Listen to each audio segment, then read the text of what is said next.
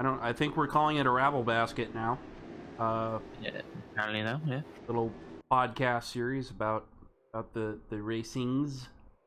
Um, and this one was super impromptu. Just had some ideas that I wanted to talk about, and NCW's always up for a bad time. Yeah, that's what I do. So, anyways, I think we should just delve into it with a quick little recap of Bathurst. Get some formalities over with. We didn't do an intro show because neither one of us knows anything about Australian GT or whatever. What even series is that? Like, they have a GT3 series, and then they also run random other stuff there.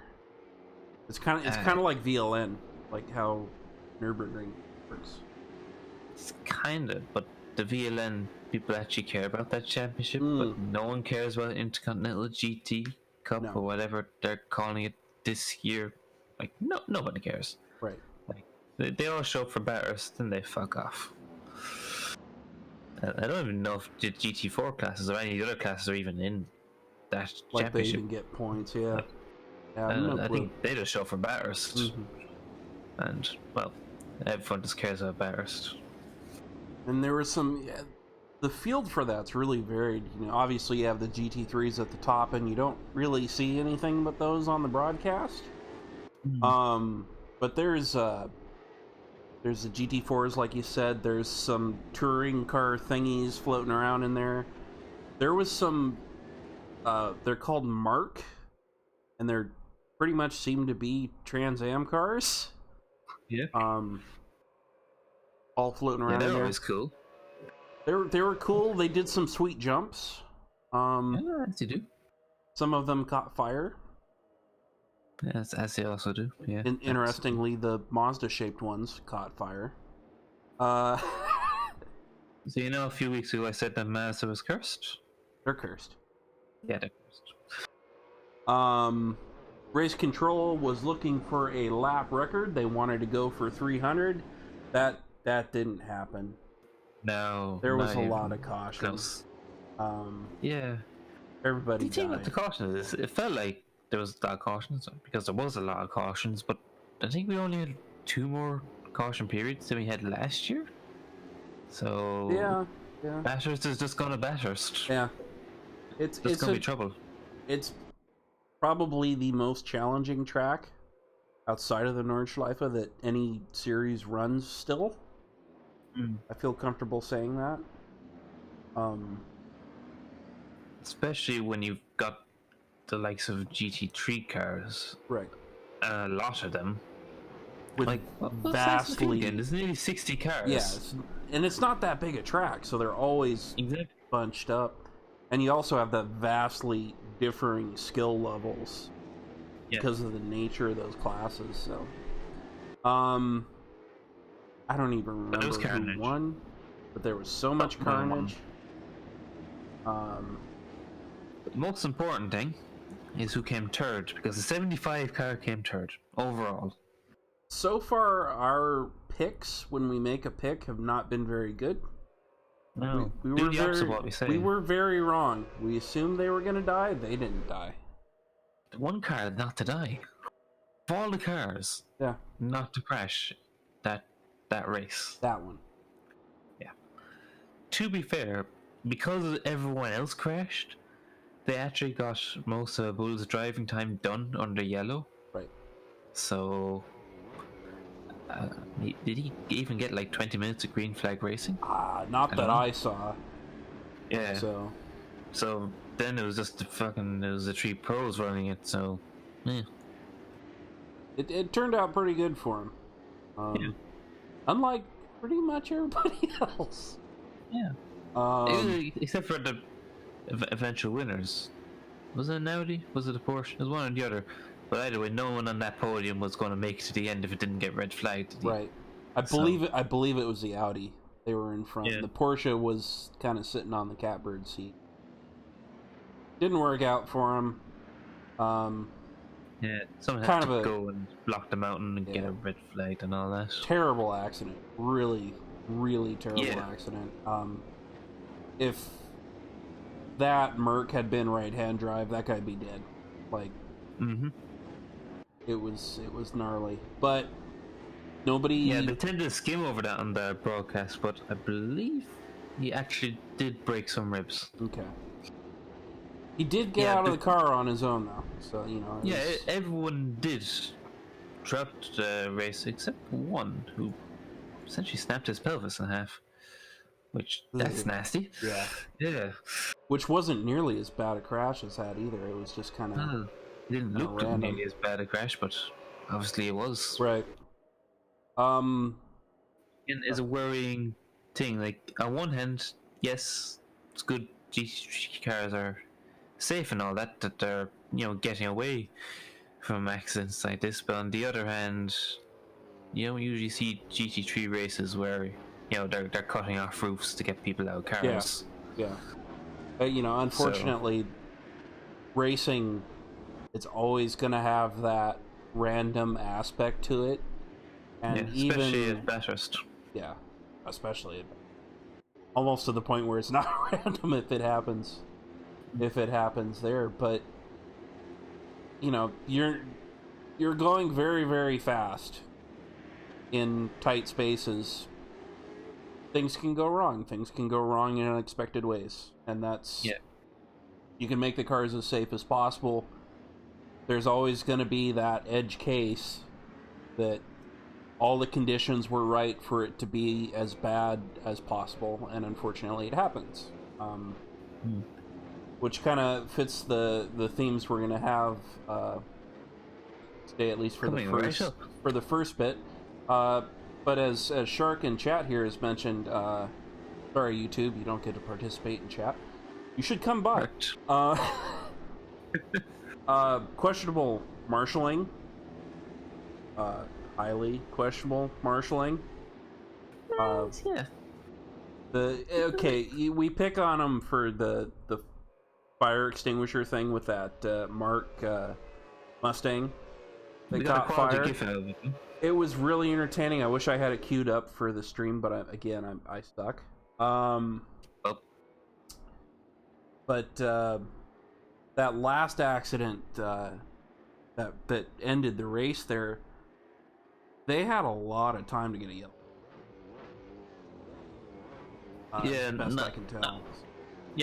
And not referring to, say, a caution or anything, just referring to getting a local yellow. Yeah. As it was just unfortunate timing that the Mercedes that came through that did eventually hit. Literally as it passed the marshal post, they got their yellow out. Right. You know, he just missed it. Well, yeah, the question would be, what needed to happen would be the marshal post before that one was the one that needed to have the yellow out for people coming up the mountain. And I could also... But always the trick is that, well, how do they know it doesn't accident? How do they know? How do they know how bad it is? That's just the nature of Bathurst, that they literally can only see one post down. Well, they're going to hear on their school track like that. Yeah. They would have heard the accident, probably. Say that, but possibly. You'd be very surprised how quiet accidents can be in races. Like, I've had several incidents happen when I've been trackside, and I would like completely miss the majority of the accident just because I'm looking the wrong way. It's often a thing that's actually lost on TV viewers. They're like, oh, how did he not know there was an accident up there? It's like, he didn't hear it. He's not looking up there. Yeah. Well, certainly, like I visit Pacific several times a year for the vintage races, and if something happens down on the bottom half of the track, because the track's kind of built on a hill, one level's higher than the other, you have no clue down there. You have no clue if you're up in the grandstand section, because you're not going to be able to hear it. Of course, they have really terrible track PA, so you never hear about it till it's full course caution. And they go full course for everything down there for vintage racing, obviously. what the marshals would have had would have been radio, but they would have been difficult to really portray. Hey, this is bad. We need to get this, succinctly. Yeah, you hear yellow flag and you're like, do I throw one or not? And they're not telling me to, Yeah, because the thing is, what they hear over the radio is obviously what's going to race control. And right. So, essentially, to get an idea of that delay, that's the delay it takes for the safety car boards to come out. Yep. Because when race control get back, they don't say throw the locally out, we'll see how this goes. No, they obviously, in the case that they're like, no, throw safety car boards. It's always in those cases, it's always up to the marshals to throw the local yellows, which they also need to see it, and can't be too. It's just one of those things. It's just the nature of the beast. Mm-hmm. You put the best marshals in the world on that post, and there's an equal chance they would have had the same reaction. Yeah, no, and that's it just fair. Is what it is. That is fair. And it's especially at a track like Bathurst, where it can be, as I said, the sight lines are, are very limited up in the mountain. I was gonna say that as a driver, even if you'd had the local yellow flown for you there, it might have been difficult to pick up, because that section of the mountain there, you're so focused on hitting your marks, you might not see the marshal post. Exactly. But in general, I would like to see. This is one of those weird things being an American, is that our pro level races, our marshals are really good. Maybe I'm overstepping a little bit, but they tend to be really good, like IndyCar marshals, that kind of thing. But IndyCar's team is exceptional, though. Yeah, Homatros, they are the pros. But even the IMSA crews are pretty good, and sometimes I'll watch the European stuff and I'll be like, But yeah, it's just there isn't the consistency. Yeah, it depends on where you are. And I would like to see that be, more marshalling standards being more equally applied. Like, we have driver standards. It's probably asking too much to have that kind of thing, because they're volunteers usually, but yeah, it's worth thinking about. Anyways, I think we've gone on that point longer than certainly I intended to. I didn't even know that point was even going to come up, so there we go. No. So we're staying on safety. Safety, and possibly the best looking open wheel car in a very, very long time. The new IndyCar. We saw it the end of last year, and we're all pretty excited about it, because it is a fantastic looking car. They're currently going around Phoenix, if they're not too busy inspecting the track for the 7 billionth time. They do, as they do. Again, safety. Yeah. There's not a testing. It is what it is. Well, certainly after what happened in testing last year at Phoenix, probably want to be a little more careful, because there was a lot of splat in that particular test, if I recall correctly. But the big news was that Ganassi Racing with Scott Dixon is testing out their version of driver safety protection device. Is it called the Aeroscreen, or is it called something else? I think IndyCar officially calling it the deflector, and more commonly they seem to just be calling it the windscreen, because that's what it is. Yeah. So a reflection of its common sense, no bullshit solution, right? Yeah. that it is. It is actually designed into the monocoque. To a degree, as you can get a bolt on. It's actually surprisingly well done. It looks pretty slick. It's high enough that it does protect the driver's helmet, which is the whole point. but it doesn't look too ungainly. Despite that, it's well integrated into the design of the bodywork. Yeah, there's very few angles where it sort of looks a bit, off. But there's probably even more angles where you don't actually notice it's on the car. Right. So that's pretty cool. It is a very hefty, almost half-inch thick piece of Lexan or Opticore. I haven't heard of that material before. Yeah, apparently it's like a brand new, recently invented material that they're actually using for it, which in itself is cool. It's like you don't exactly associate IndyCar within the last decade, even more, of being anywhere in really innovative or cutting edge. That's just the nature of what it is. Kind of an interesting side point there is IndyCar, all the innovation until about 1980 something, and then yeah, that's just the history of IndyCar. But it's a really, really hefty looking piece of plastic, and I'm assuming Opticore. That sounds very brand namey to me. Like this is an optically better Lexan or something like that, because thick Lexan like that has a lot of distortion,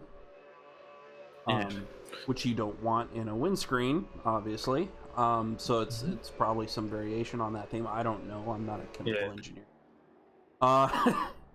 But if it acts like Lexan, that's gonna stop stuff. Like it's gonna be, and if it literally stop stuff, if it doesn't stop stuff, the fact is it's going to slow them down enough that the helmet will be able to take it. Because often the point they get when it comes to cockpit protection over cars that's been often missed is how strong helmets actually are. Pretty damn strong. That people say, oh, the windscreen, what happens if it shatters? Then it hits the driver. Well, yes, but it's better that you get this piece of plastic hit them that's after taking a lot of energy out of the impact, rather than a whole wheel that hasn't hit anything. Right. And a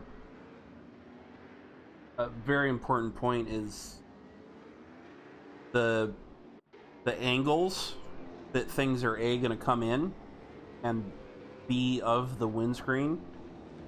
It's very much designed to flip anything that hits it up and over the whole cockpit area and over the airbox. Hence the name deflector. It's just deflector. Yeah, it's just deflecting stuff. One of my worst experiences as a racing fan was watching that Pocono race that brought all this about. And something like this seems very clear to me that it would have done the job. Yeah. And that's what we're looking for, and it seems like a really good solution. Yeah. If the only sort of asterisk to put on the whole thing is that apparently it hasn't fully completed impact testing, if they have even done any impact testing, but as we've just been saying, it's surely going to be somewhat decent. Yeah, when it comes to impact testing. It seems. I'd be surprised if it comes out that no, it didn't work at all. Yeah. I'm not expecting that to happen. From the looks of it, and that's not the scientific way to judge something like this, obviously. From the looks of it, it's gonna do the job. My question, not having impact data, would be how well is it attached to the monocoque? Is it something where if it gets hit right, it'll pull the screen off too? I don't see the thing shattering because that's not how that kind of plastic works. Yeah. If it's damaged like that, the whole thing's coming off. It's going to take carbon fiber with it, not breaking or anything like that. But still, even if it does that, it will have to shear, how I'm guessing, many hefty clips and bolts to do that, and all the time you're taking energy out of the impact, that's potentially less energy that's going to hit the driver. So, you know, Right. the only issue there would possibly that would be adding to debris if it gets cleared the monocoque, but that's such a freak accident for that. No, it absolutely, that seems like a total edge case. It's like saying we should put straps onto the steering wheels in case one flies out of the cockpit in a crash. You know, it doesn't happen. It also does not look to impede driver egress at all, which is a key thing, and one of the downsides you would have if you were talking about a completely closed cockpit. So yeah, no, it looks pretty good. It's very well integrated into the design of the car. It's just an attractive car in general, and the windscreen doesn't hurt that. Arguably, it's a bit too steep, you know, for the overall flow of the car. But yeah, obviously, this is probably the only part of that car where function, you know, actually comes first and form follows it. Unlike the rest of the car, which was designed the exact opposite way. It was designed to be pretty first, and then they made it work. Whereas it's kind obviously with the important thing such as this, it actually has to work first of all. The car overall is kind of interesting. Is that it's almost a throwback to when designers were like, "This looks fast. It must be good." But that's aside from the point. So obviously, on the international scale, head protection has been, the big thing. Since Bianchi, since Justin Wilson, and we've had different approaches to it.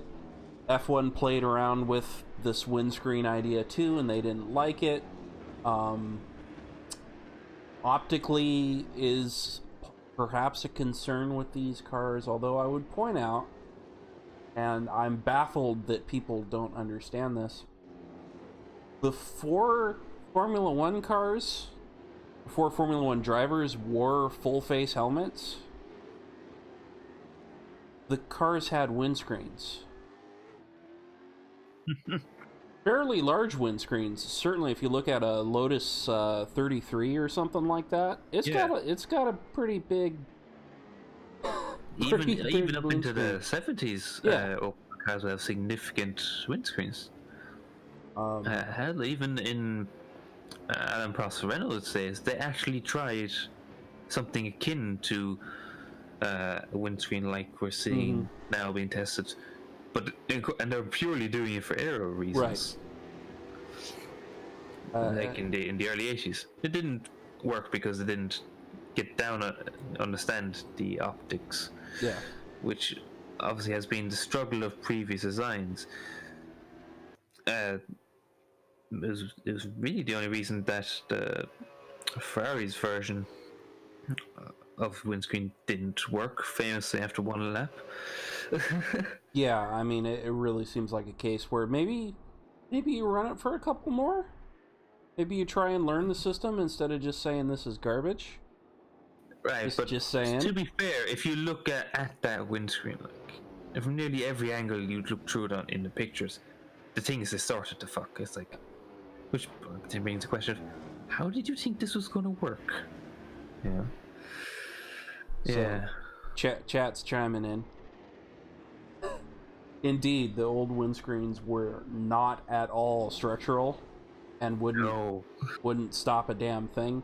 But from the aesthetic standpoint, so our problem, and this is actually going to go into our next point when we talk about it, the people who are really, really against driver head protection, and there's a shockingly large number of them, are all basing it on this is how the things have always been.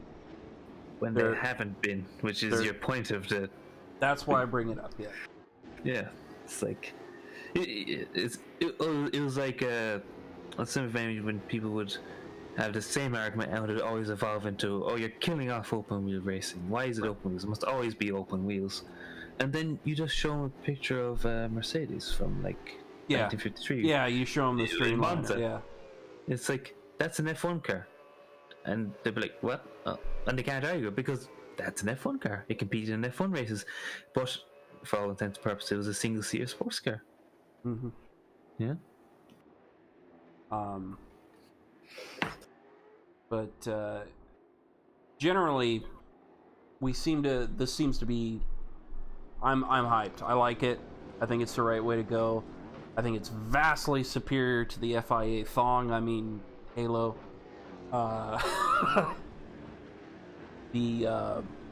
We've had a crash. And I don't know how much I want to go into the Halo thing, but when you design a system like this, it needs to be better implemented into the car, and the car, at least to a degree, needs to be designed around it as a safety system. And that thing is so tacked on, and it is hideous. There's no getting around that. If anybody thinks that looks good, I don't want to talk to them. But it doesn't provide protection from small projectiles. It only protects from large ones. Yeah, I don't know. Yeah, which is a drastic oversight in that whole thing. Like, really all to do is, I would say, put some Lexan in the gaps and boom. Because with the curve of the Halo, the distortion probably wouldn't be that much of a factor, if at all, because it's probably got a shallower curve than even IndyCars. Yeah, windscreen has. So that just seems like an oversight, but which is sort of a lot to do with that design. It's a very strange thing, like that. It's not really strange for me that they've implemented it.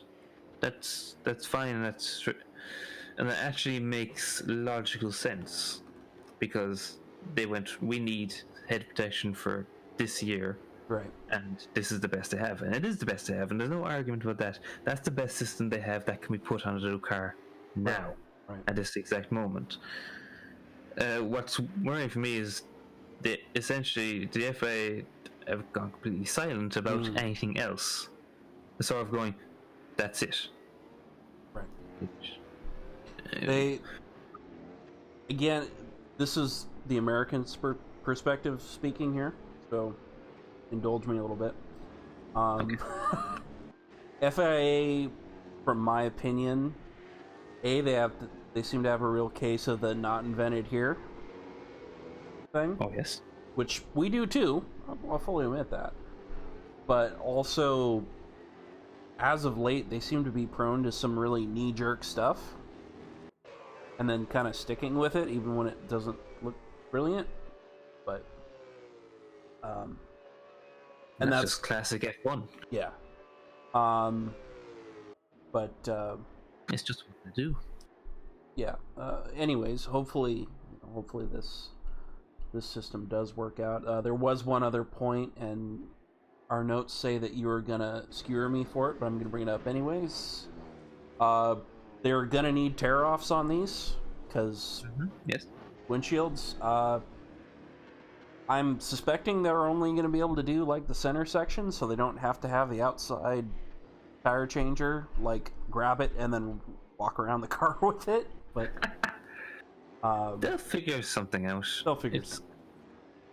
It still amazes me, right, that since this whole discussion came up, begun when Red Bull showed off their version of a windscreen, right?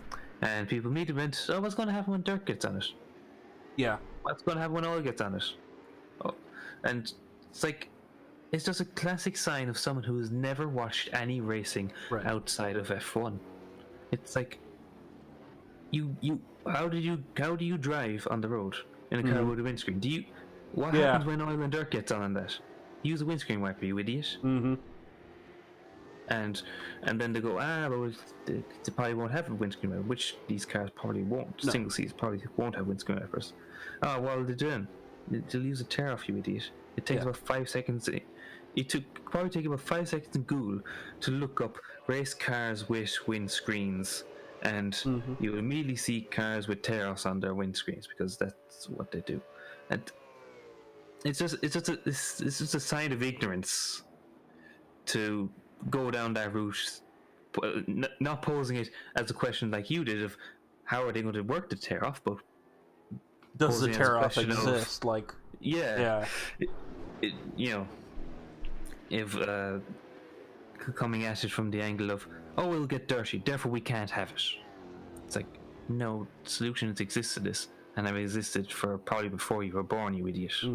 So, geez, if you look at, back in the day, those guys, they would have 2 sets of goggles.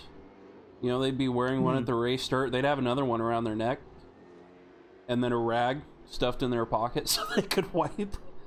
Because, the old cars oiled down all the frickin' time. So, and to be fair, when oil does get on a windscreen, you can't actually wipe it with a windscreen wiper. So, also, all these people seem to have completely ignored the existence of Rain-X.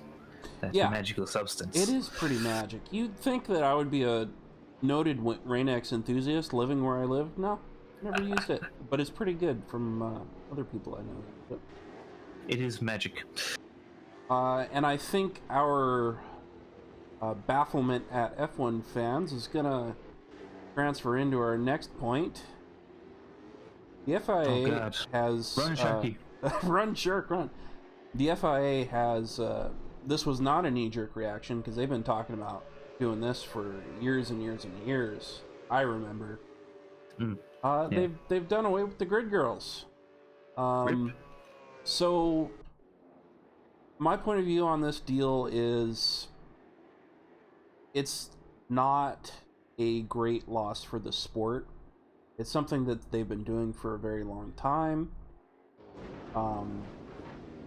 But it's not integral to the show.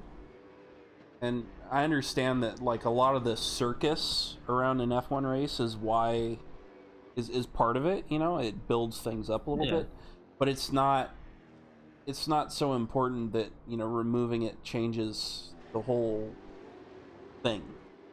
I also find it very difficult to see it as this, grand win for equality, because, we're out of, it's not like it was in the 70s and the 80s. You don't have the Rizla penthouse thing, and you don't have, they're wearing dresses out there, for God's sake. They're not, they're not naked. They're very pretty. They're promo models. They're very pretty, but they're not being disrespected, really. They're just, it all depends on your perspective of what's being disrespected. What's disrespectful, yeah. Because anyone who's saying that F1 grid girls were, say, exploited, naked, or whatever, on the grid, no, F1 probably had the highest standard for respect for grid girls in all of motorsport. To be honest, like, you don't need to look far to see bad examples of this. Even just going to car shows and that, it's far worse than anything you'll even see on a race car grid. And that's, I don't know, sort of my view on that is, like, you got rid of them. Okay, I really could not care if you had them or not. But if it's going to have any effect, it'll probably have a positive one. If anything, there's less people between me and the cars I really want to actually look at, to be honest. They're pretty and all that, but I'm here to see cars. I have Yeah, the internet if I want to see pretty girls, to be honest. Look, unless I'm a slad loner. As much as I enjoy my pretty girls with pretty cars, I'm not worried about it. I'm not invested in it. I'm not one of those guys who's really angry about it. And I think we'll touch on that later. The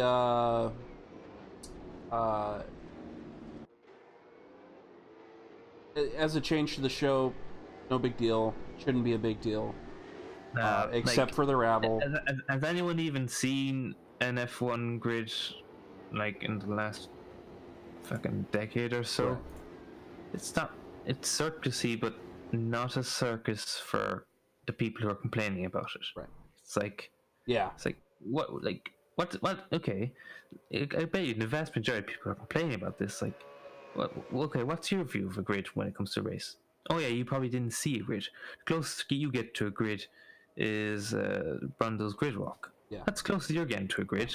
And I'm gonna be honest, a lot of the times they don't look that circusy. No, I mean, if anything, they're not like they were like in the 70s. No, when the grid girls were definitely a lot, more exploitive and that it's like that's arguably when it actually was a circus, but now there's like hundreds of people on there now. It's like you couldn't make a circus out of that if you wanted to. Well, now we might be getting on to the dangerous side topic of making the races more accessible for normal people, which is completely different than this point. Net positive on this is that what they are going to do is they're going to bring local kids out from the host country to each race and give them and their families pit passes and let them get to experience the paddock and be there at the race and meet their favorite drivers, and that's really cool. It's a surprisingly common sense solution to this whole thing. Absolutely. It's like that's the real news here. It's like there's not much you can say about the actual idea itself, other than it's obviously a good idea. Mm-hmm. The only thing you can say is, why didn't we do that earlier? And what's up with F1? This is far too sensible for F1. Right. It's like they're gonna have to find some way of fucking this up. Like, you can't have it this good, can you? No, it just makes sense. And, far too sensible. In general, I would like to see Formula One be friendlier to the fans. I'm sure you can speak to ticket prices. Ludicrous. So anything they do to move in that direction is a positive. As far as one of the things that's come up on this is, well, what about the grid girls? They're promo models. Very often they may not be full-time models. They have to work a normal job. Some of them will be. I would assume at F1 a lot of them would be full-time models. Just, I imagine that would be the sort of age these F1 promoters will be working with. It's gonna suck for them because they were getting a real nice payout. And for their careers, that's probably a pretty damn good thing to put on your CV. If you're a professional model is, hey, I did this. See, I was on TV. But other than that, there's nothing there, and I don't think anybody's ever woke up and as a child and thought, I want to be a grid girl when I grow up. To be fair, you may like it. A lot of them do actually like it. Yeah. To be fair, when you compare it to a lot of the other jobs that promo models get to do, it's probably one of the better ones that comes around. Yeah, I mean, minimal interaction with assholes, probably. Especially in F1. Yeah. Well, it's arguable. Probably because of how little people they allow in the paddock is just less idiots for you to deal with. Well, it just, F1 seems to be such a hugely professional show that you're not going to have people being shitty. I would assume. I might be completely wrong. But that's just a tangent off that. They might let a lot of people into the paddock, but True. Still doesn't mean they're going to stop assholes showing up. But yeah, it's better than being at a national auto show where they have to deal with far more idiots. Being a booth babe or something like that. Yeah, that's... but they're not getting banned and won't be probably ever. So, yeah. No. And then, tilting back to the people who are really upset about this, again with the head protection, it's the same kind of guy, and I say guy and I mean it, is upset about sexist this. Pigs. Right. Well, I tend to... Anyways, but, the guys who are really upset about this are either old-timers, and I totally forgive them for that, because, they were there, they did it. I know Jackie Stewart was very upset about the Grid Girls. But I don't, I can't hold that against him, because that's the era he grew up in. That's the era that he defined. And, also, he's a retired race driver. They literally build their careers on causing rabble, so, To be fair, Sir Jackie Stewart built his career while he was racing on Rabble, and he's been pretty quiet since. At least compared They're not to paying him to shut up. Yeah, at least compared to some of the Twitter geniuses you run into. Yeah. But imagine if he had Twitter in his day. Oh God, I don't know. He was such a good voice for the sport. Yeah. At least he was rabbling for the right reasons. Yeah. But imagine there'd still be some guys again from that era. If they had Twitter back in the day, they'd be rabbling for all the wrong reasons. I would have loved to crucifying Stewart. Oh yeah, I would have loved to hear him and Jackie X get in a Twitter fight. That would have been amazing. Because they are always button head. Yeah. But yeah, so it's the old timers, and then it's guys who are professionally offended. This is I don't like this. This is bad. This is new. I don't want it, and it completely ignores all the other reasons that this should change, or it doesn't matter that this changed, or whatever. Yeah. And you can't make that guy happy. That's what he does. Will be happy. He's still gonna watch, but despite all they say about, I'm never gonna watch again. Immediately tune in Australian first practice. They're up at like 2 a.m. watching, because that's what they do. And life moves on. It is a lot easier to say, "Oh, I'm done with F1" in December or January than it is come race time. That's I think that's all we got on that, other than I'm gonna miss the Austrian girls. I like their outfit a lot, and I'm a terrible person, and it's... Anyways, moving on. Look, you've already heard my opinion, but I fully agree with that statement. This is coming from my stance. The last big rabble we got, and oh boy, is it a rabble. Actually going to a sports car rabble and not just shitting on shitty F1 fans for once. Sports car rabble. The WEC Super Season Conflict. Fuck the FIA. Yeah. They have scheduled, at Toyota's request, the Fuji round of the World Endurance Championship. Same weekend as Petit Le Mans. Yep. For one simple reason. They got that Alonso guy. It all comes back to F1. Fucking F1. Even though this time, to be fair, it actually isn't F1's fault or anything really to do with it. No, just the one guy. Um, it's really, really unfair to sports car drivers. Um, It's they terrible. make their money by going everywhere and racing everything, which is why I love the guys, because they'll give them a car and they'll go run it. Um, most of the WEC field also competes from time to time in, in IMSA. Uh, Especially for a race like Petit Le Mans. This is, any of the North American endurance rounds. You always get sort of the journeyman sports car drivers who race everywhere. They always show up. Like this race last year was won by Brendan Hartley. right.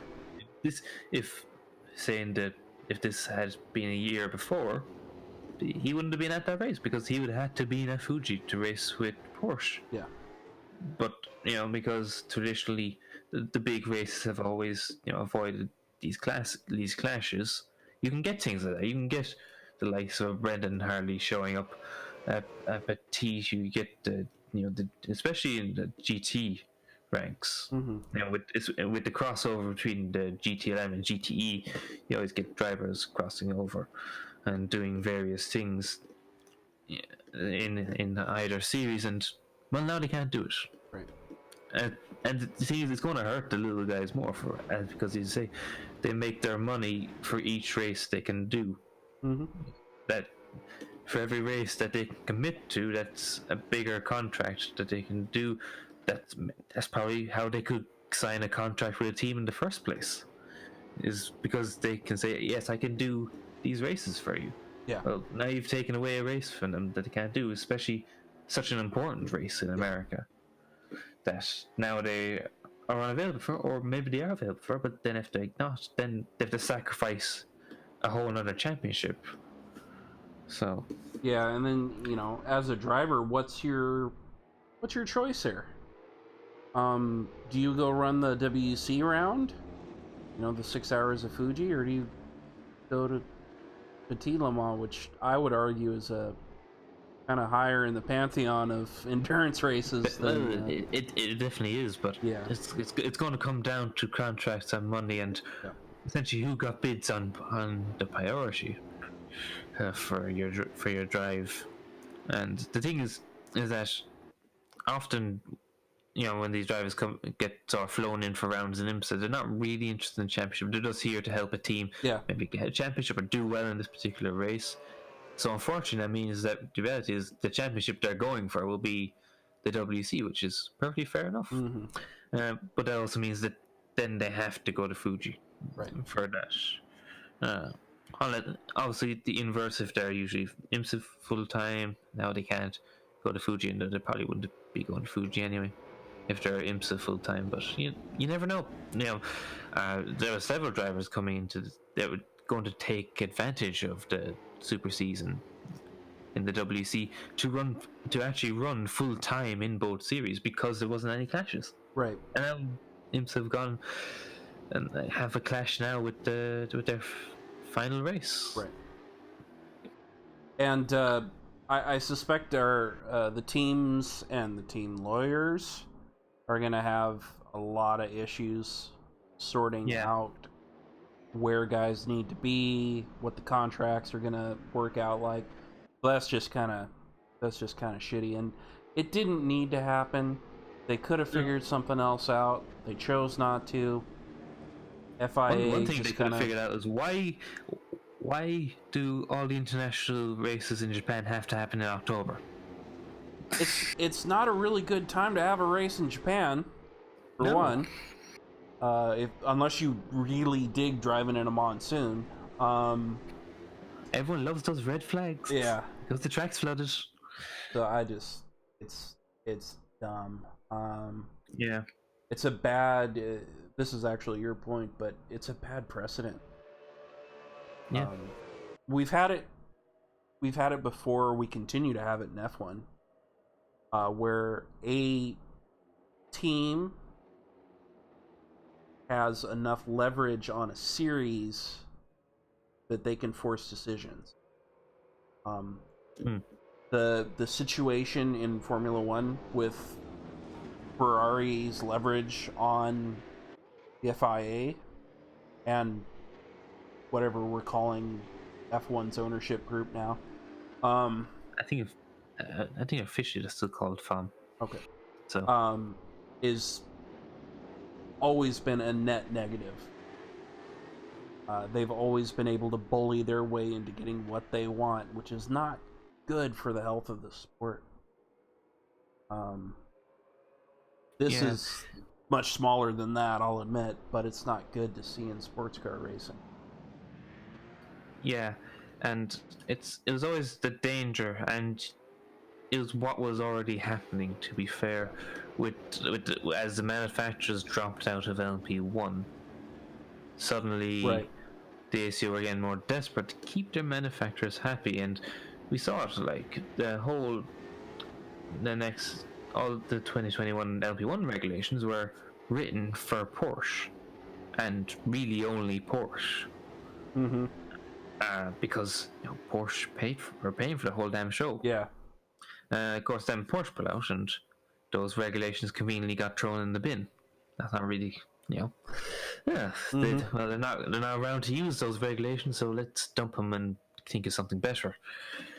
And now it's so essentially it's passed on to Toyota now.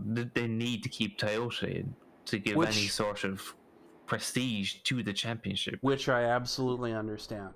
Yeah. When Porsche pulled out, they were left holding the bag, and I think the most annoying thing about this whole situation is you understand it. Yeah. You understand exactly why they're doing it, and you start on one hand you're going, yeah, I see, I get you, I understand your logic, and on one hand you sort of like, okay, yeah, that's what it is,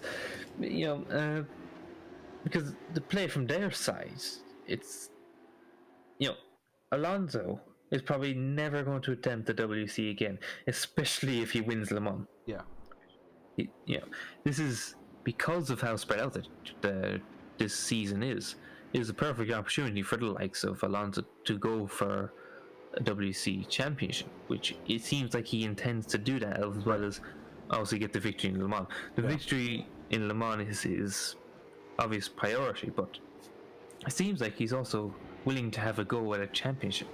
The whole reason for this move, and obviously the WC want that because they, Alonso will sell tickets. Quite frankly, he'll sell tickets to their races if they can get him to show up at them all. Mm-hmm. Which is something that commercially the series desperately needs, especially with the loss of the manufacturer battle at the front of the field. Frankly, if anything, that's simply just lost money. Yeah. Because who's going to buy all the hospitality crap now? Mm-hmm. It's like, well, no one, because there's no manufacturers left. Yeah, makes sense. So they simply just need to do anything they can to get more people into the races, get more people watching, get more people paying attention, just keep people interested. And this is one of the things they have to do, because that's just what they have to do to keep the series going until the good times come back. Right. And sports car racing has always been cyclical like that. There's always a lull, and then things pick back up again. Back on They're just trying to carry themselves through the lull. Right. Back on the point of positives of Alonso running the WEC. We're going back to the F1 fan again. I really like skewering F1 fans. I'm sorry, it's just what I do. This is like the subtitle for this episode: skewering F1 fans. The base F1 fan, best as I can tell, is pretty sure that Ayrton Senna is Jesus, obviously the second coming, that nothing in the sport happened before him. So it started in about the 87? most educated ones will at least go back to 86 now. Give them some credit. Okay. So that's what they, that's what they know. And everything is about F1. They're not necessarily racing fans. They're F1 fans. it's like Clearly, they don't know what tear-offs are. right. Well, it's like watching baseball, right? Most people are fans of whatever their team is, their home team, and they have no clue what's going on in their home team's farm system. They don't know what's happening in college ball because they're fans of the team, not sport. Yeah. And auto racing is such a massive thing. Generally, people will find a kind of racing that they really flock to when they're racing fan, but they also tend to seem, best that I can tell, seem to branch out from that a lot and just kind of take what they can get. But F1 fans are different than racing fans. You run into the same thing with NASCAR fans, where they just have no clue, absolutely no clue what's going on outside of the oval stuff. Yeah, obviously not helped by how, frankly, they're treated within those circles. Right. It's always my criticism of the dedicated F1 and NASCAR media is that they don't see anything outside of their respective sports. Like, obviously they have to focus on. They're dedicated to their sport. Yeah, so absolutely. So you're not expecting them to. You're not expecting NASCAR today to be talking about the British GT results from last weekend, but still, it's just is sort of a refusal to see anything outside that you don't really see. Right. Say in the outside of those circles. The indie media will happily acknowledge when the indie guys go to sports cars. Yeah. Sports cars will likewise acknowledge the IndyCar drivers coming over to them, and vice versa. But you don't really get that in F1, which is a nice thing actually about what Alonso has done the last year or so. He's opened them. He's opened it up because now they have to pay attention to racing outside of F1 because he's going there, and he's going there whether you like it or not, and you got to follow him. And they do. That brings it up to what I said about the stereotypical F1 fan I'm talking about, not really knowing the history. That what Alonso is doing now is very much a similar thing to what a pro driver was back in the day. He would drive anything, anywhere. And that's, to me, that's the pinnacle, rather than being super focused in on one discipline. Being someone who can hop in a car anywhere and compete.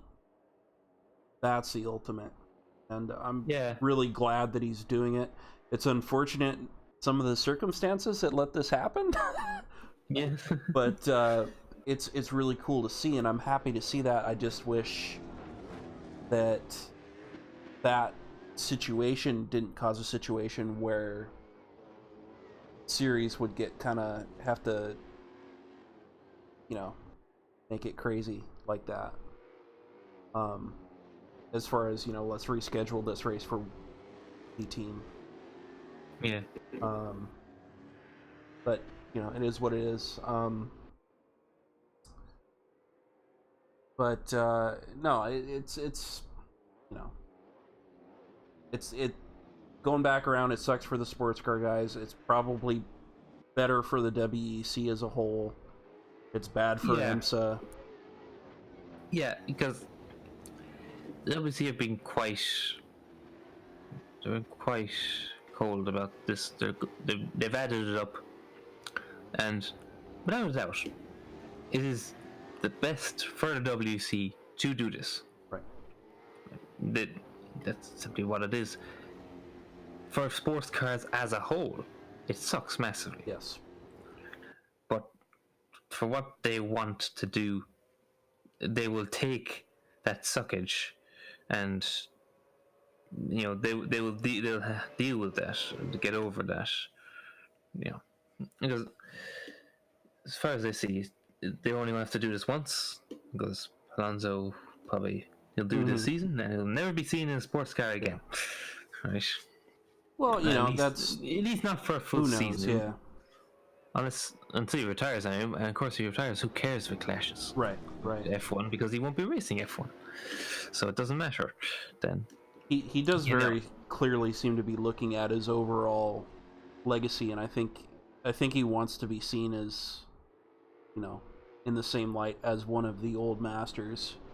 Yeah. Rather than, as just an F1 driver, you're not going to touch Michael Schumacher. Yeah. He's not going to. Hamilton will. But exactly, but Alonso's not going to catch Hamilton. No. That's his problem.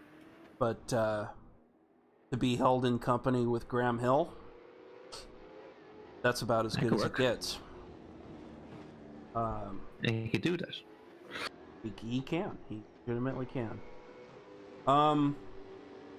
So, the victim here is IMSA and IC, but one way that this could be set right: DPIs at Mulsanne. Okay. I don't have a good reason. I just want it to happen. There's no good reason. I don't see how that helps anybody. I just think it would be hilarious if a Cadillac beat the Toyota. But look, for the last few years, the fucking GTE M cars have been beating Toyota at Le Mans, so that isn't exactly a high standard here now. I don't know. You know what? I feel bad for Toyota because it's happened in such shitty ways. Like, it's not like they had bad cars. No, they've actually rarely had very good Le Mans cars. They have the lap record. Yeah. They have the fastest thing to ever go around Le Mans in any circuit. It's just gone it just always went sideways for them. There was always something, and that's endurance racing. But certainly a major egg on their face, and this is better kept for a future episode. I'm saying anyways, if they don't do it this year, when they don't have another LMPH to run against, but it's not gonna happen. They're not gonna win. They're not gonna win. Oh my god. S&P have it in the bag. They're not Burn everything down. No, I think Rebellion's gonna do it. Really? They're about as cursed as Toyota when it comes to Le Mans. But, fuck it, the Baiko's gonna win. I'm saying it now. Baiko is gonna win Le Mans. It'll cross the finish line on fire, upside down, and still win. Yes. But yeah, I think that kind of covers. We lost our point about 20 minutes ago. It's fine. The AI is still struggling at this thing. Are they? I just check in on them now. Oh, fuck you, PS4 ad. That's not going to make any sense in the VOD. No, it won't. It doesn't show the ads in the one. Exactly, that's why it doesn't make sense. Oh, yeah. Hi, I'm tired. Yeah, obviously. Actually, why are you tired? I was gonna say. Here. I say to the guy who's up at 3 a.m. Yeah. So, is there anything else you think you wanna delve into? We've actually run short for us. Imagine that. Amazing. I don't know. Any other Rabble come up this week? That's more or less our main Rabble. Yeah. I bet that Fuji Rebel is going to last us a good year. We're going to a year out of that Rebel. Oh yeah. Because that's just going to keep coming up every so often. You'll just wait for a quiet news day, and someone's going to have a go at them about Fuji again or something. It's obviously this is a slow week for racing. We don't have a whole lot going on. That's why we've just done a whole podcast which is just dedicated to Rebel. Yeah.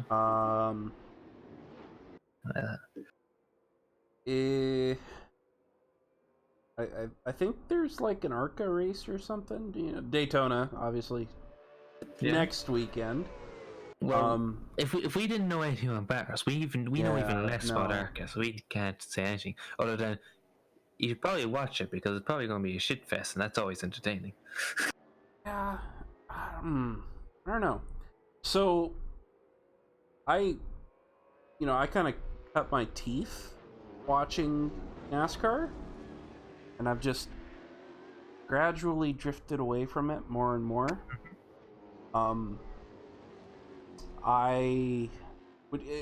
It's really, really terrible. I am super stereotypically American in my car choices.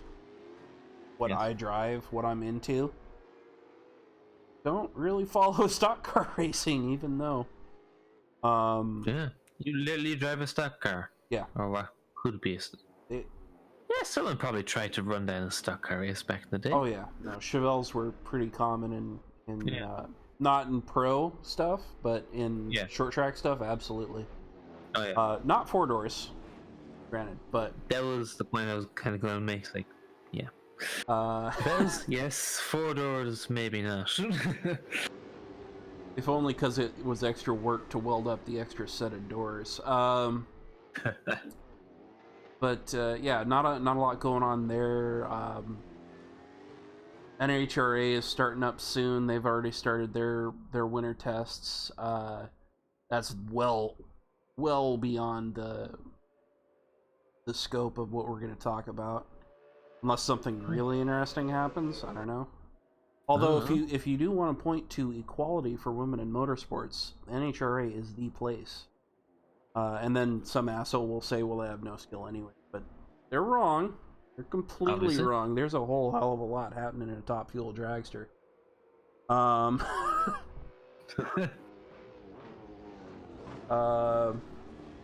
Yeah. Don't know what else we got. I think we got some questions in the chat, and I'm not sure I understand it.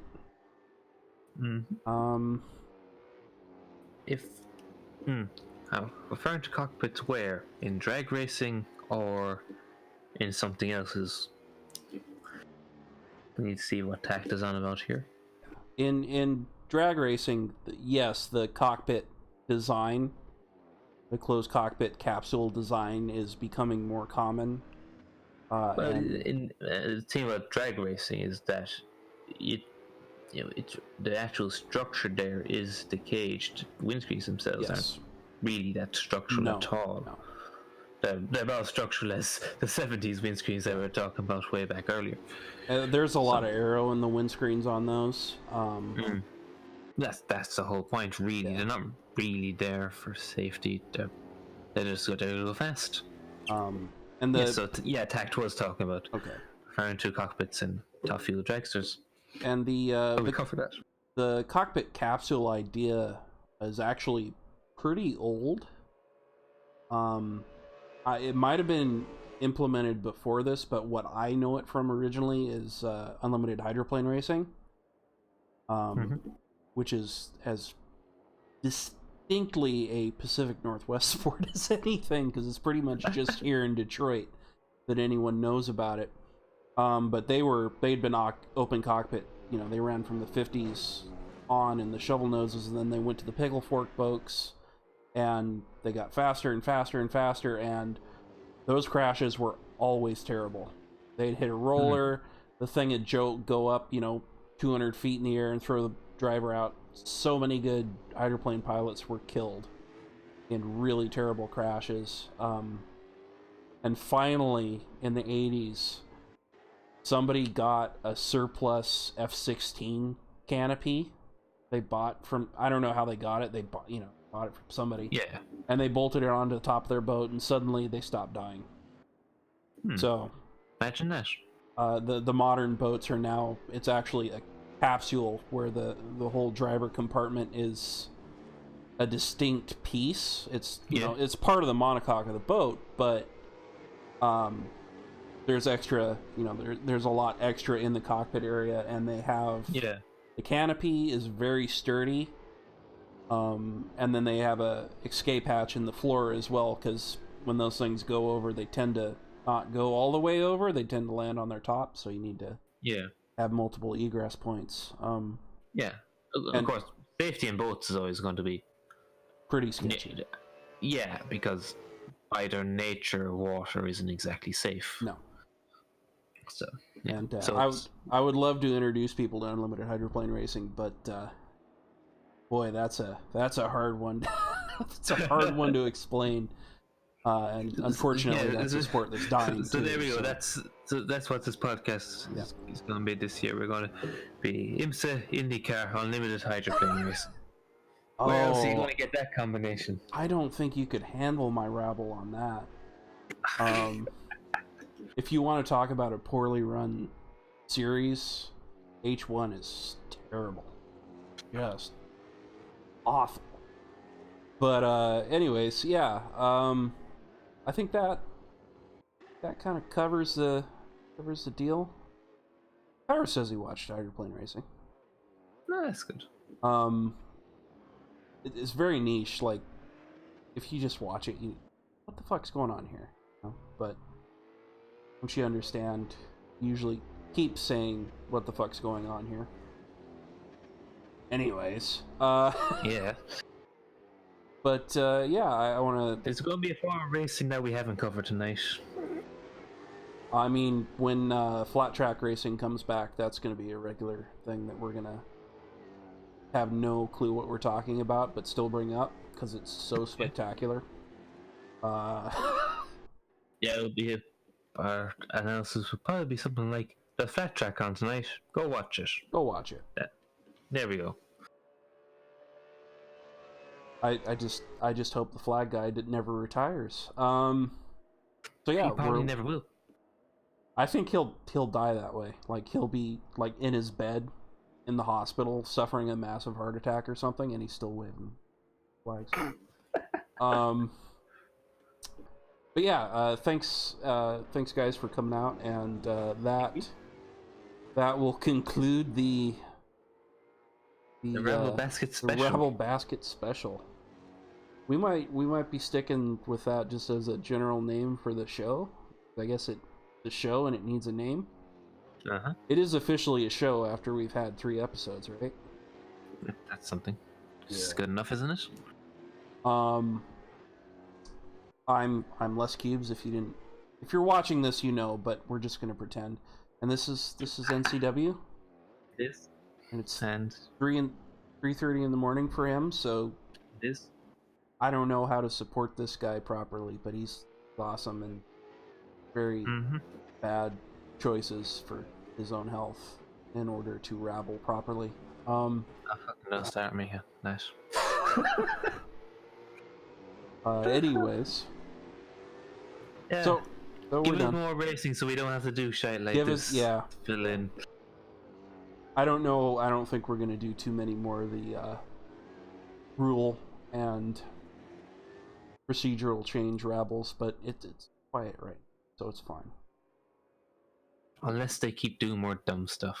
So don't do dumb stuff and give us some actual racing to talk. There you go. And that's all we need. That's all we ask for. We should have ended like 20 minutes ago. Yeah.